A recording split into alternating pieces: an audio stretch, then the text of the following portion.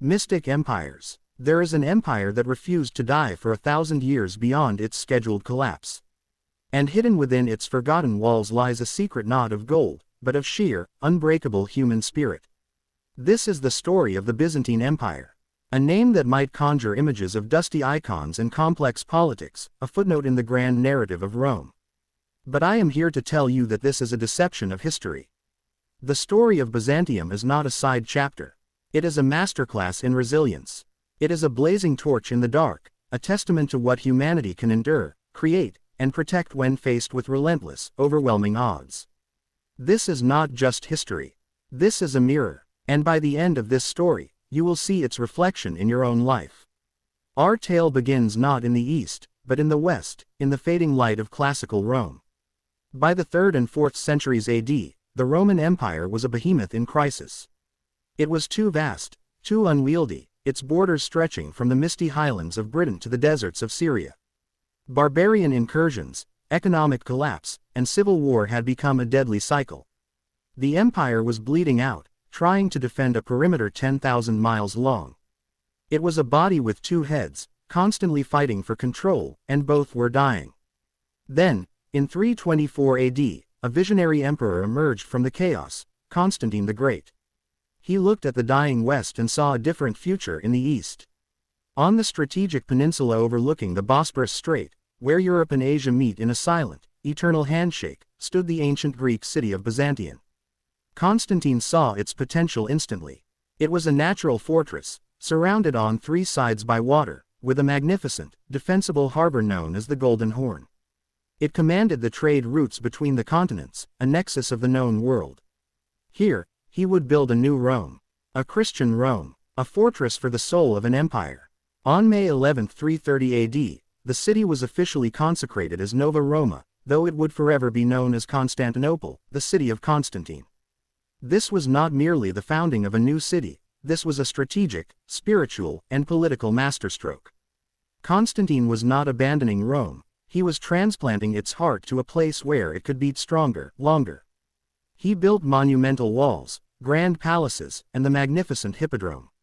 But his most profound act was the construction of the first Hagia Sophia, the Church of Holy Wisdom.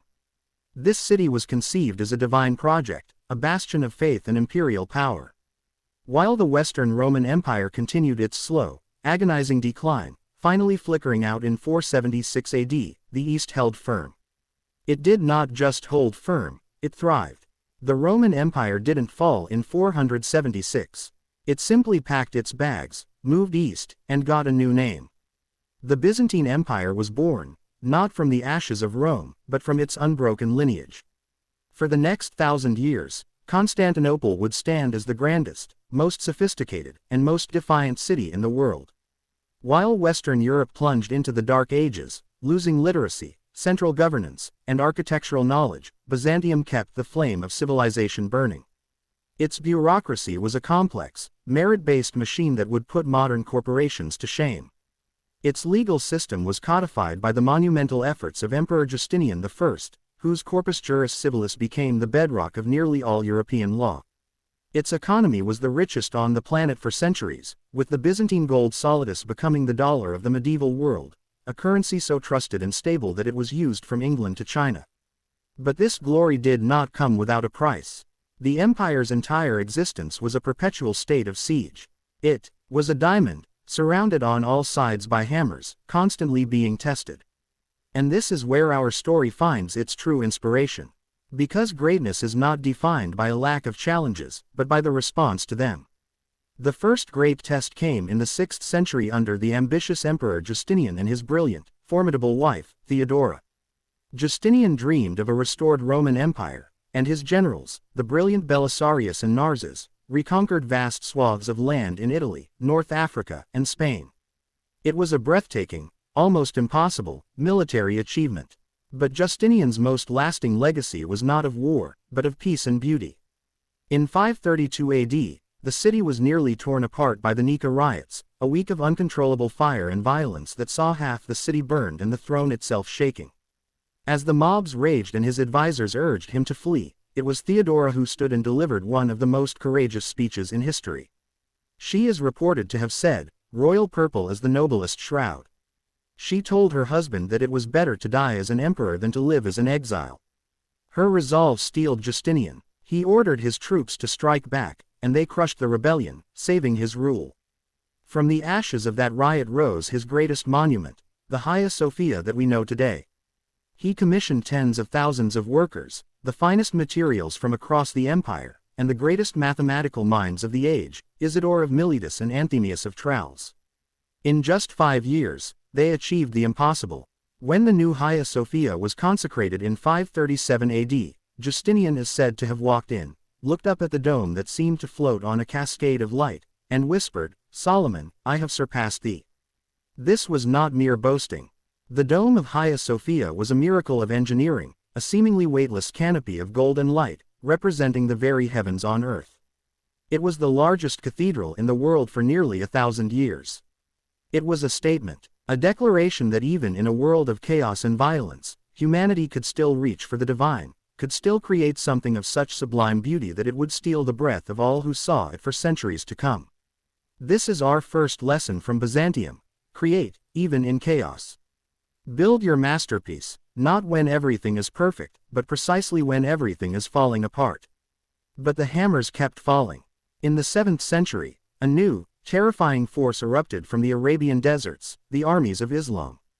Inspired by a new faith, they swept away the Persian Empire and seized Byzantine provinces in Syria, Palestine, Egypt, and North Africa. These were the wealthiest, most populous lands of the empire, the source of its grain and its taxes.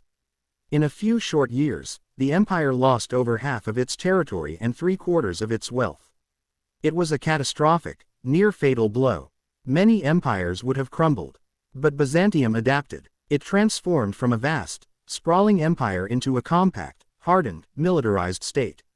It developed a new provincial system, the theme system, where soldier farmers were given land in exchange for military service. This created a self-sustaining, highly motivated army that was deeply invested in defending its homeland. They developed new military technologies, like the infamous Greek fire, a liquid flame that could burn on water, a terrifying and decisive weapon that saved Constantinople from multiple Arab sieges. The empire became a fortress, but a fortress with a vibrant, beating heart. It learned to survive with less, to become leaner, meaner, and more efficient. This is our second lesson: adapt or die. When you lose your resources, when your world gets smaller, you don't lament what's gone. You become a specialist in survival. You hone your skills, you innovate, and you turn your weakness into your greatest strength. Centuries passed, and the empire endured, a rock in a stormy sea. It faced threats from the Bulgars in the north, the Normans in the west, and still the caliphates in the east. Yet, in the 9th and 10th centuries, it experienced a golden age, a Macedonian renaissance. Emperors like Basil II, the Bulgar slayer, led the empire to military triumphs so complete that after he blinded 15,000 Bulgarian prisoners, leaving one man in every 100 with one eye to lead them home, his enemy, Tsar Samuel, died of shock upon seeing his returned army. It was a brutal age, but it secured the empire's borders. And during this time, the Byzantines undertook perhaps their greatest, most inspiring mission. Look north, to the vast, cold, and pagan lands of Rus. 2 monks, Cyril and Methodius, were sent as missionaries. But they did not force the Latin tongue. They understood that to truly touch a people's soul, you must speak to them in their own heart's language. They created the Glagolitic alphabet, which evolved into the Cyrillic script, the alphabet used by hundreds of millions today in Russia, Ukraine, Serbia, and Bulgaria. They translated the Bible and the liturgy into Old Church Slavonic. They gave a people a written language, a literature, and a faith, and in doing so, they brought them into the fold of European civilization. This was not conquest by the sword, it was enlightenment by the word. This is our third lesson. Your greatest legacy is not in what you conquer, but in what you create and what you give to others. Empowerment is a far more enduring power than domination. Then came the greatest betrayal, the blow that would ultimately prove more fatal than any foreign invasion. For centuries, the Christian Church of the East, centered in Constantinople, and the Church of the West, centered in Rome, had been drifting apart. Linguistic, cultural, political, and theological differences festered. The Byzantines saw the Pope as arrogant, the Latins saw the Byzantines as schismatic and haughty. In 1054, the Great Schism officially split Christianity into Eastern Orthodox and Roman Catholic. The single body of Christ was torn in two. But the worst was yet to come. In 1203, an army of knights and soldiers from Western Europe, the Fourth Crusade, set sail for the Holy Land to fight the Muslims. They needed money and supplies, and a deposed Byzantine prince offered them a deal. Help me reclaim my throne in Constantinople, and I will pay you handsomely and supply your crusade. The Crusaders agreed. They sailed to the walls of the great city, not as allies, but as mercenaries. They managed to install the prince, but he couldn't pay the exorbitant price he had promised. Resentment grew between the Latin soldiers and the Greek citizens. Then, in April of 1204, the unthinkable happened. The Crusaders, the fellow Christians, turned their swords on Constantinople itself. For 3 days, they subjected the greatest city in the Christian world to an orgy of destruction, rape, and looting the likes of which had not been seen since the barbarian sacks of old Rome. They smashed icons, melted down ancient statues for their bronze, and desecrated the altars of churches. They piled their plunder in the great squares and divided it among themselves. They even placed a prostitute on the patriarchal throne in Hagia Sophia to mock the Orthodox faith. The Byzantines watched in utter horror as the allies they had sometimes viewed as uncultured barbarians systematically dismantled 1,000 years of accumulated civilization. The empire was carved up, and a Latin Empire was established in Constantinople for 57 years. This was not just a military defeat, it was a spiritual and cultural cataclysm. The empire never truly recovered from the shock. It was a wound in the soul that would never fully heal. The fourth lesson is a painful one. Sometimes, your greatest wounds will come from those you considered family. Betrayal from within is the most lethal poison, and surviving it requires a resilience that defies understanding. Yet, even then, Byzantium did not die. In 1261, a Byzantine general, Michael VIII Palaiologos, managed to recapture Constantinople from the Latins. He walked into a city in ruins, its population decimated, its wealth plundered, its spirit broken. But he began the work of restoration. The empire was a shadow of its former self, a small state in Greece and western Anatolia, surrounded by enemies on all sides. But it held on. For nearly 2 more centuries, it held on through sheer force of will, through diplomacy, through the memory of its own greatness. It became a phoenix, rising not to its full glory, but rising nonetheless, refusing to let the flame be extinguished. But the final hammer was approaching. In the east, a new power was rising, the Ottoman Turks.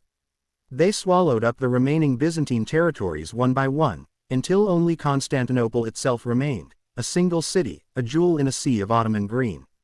The final emperor was Constantine XI Palaiologos, a good man, a brave man, bearing the name of the city's founder, destined to be its last defender. By 1453, the young and ambitious Ottoman Sultan, Mehmed II, set his sights on the ultimate prize. He built a massive army, over 80,000 strong, and a fleet to blockade the city. He also acquired a new, terrifying weapon, a massive cannon, built by a Hungarian engineer named Orban, so large it took 60 oxen and hundreds of men to move it, a weapon capable of smashing the ancient Theodosian walls that had stood inviolate for 1,000 years. Against this, Constantine XI could muster barely 7,000 men, including a small contingent of Genoese and Venetians led by the brilliant Genoese general, Giovanni Giustiniani Longo. The odds were impossible, the mathematics of the situation were a death sentence. But they were not fighting for victory. They were fighting for duty. They were fighting for honor. They were fighting for the name of Rome. The siege began in April 1453. For weeks, the massive Ottoman cannon battered the walls, creating breaches that the defenders frantically repaired each night. The defenders fought with a courage that stunned the Ottomans. They repelled wave after wave of attacks. The great chain across the Golden Horn held the Ottoman fleet at bay, until Mehmed performed one of the most audacious military maneuvers in history. He had his ships dragged on greased logs overland, behind the city of Galata, and launched them into the Golden Horn, forcing the defenders to stretch their meager forces even thinner. The spirit inside the city began to waver. On the night of May 28, a strange, eerie fog descended on the city. According to legend, the last Christian service was held in Hagia Sophia. The emperor received his final communion. And as the priests and people processed through the streets, the holy icon of the Hodegetria, the Virgin Mary, slipped from its platform and fell to the ground. When they tried to lift it, it became impossibly heavy. Then, just as suddenly, a strange, unearthly light was seen glowing from the dome of Hagia Sophia, a light that then rose into the heavens. The Byzantines saw it and knew.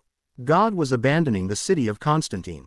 In the early hours of May 29, 1453, Mehmed launched his final, all-out assault.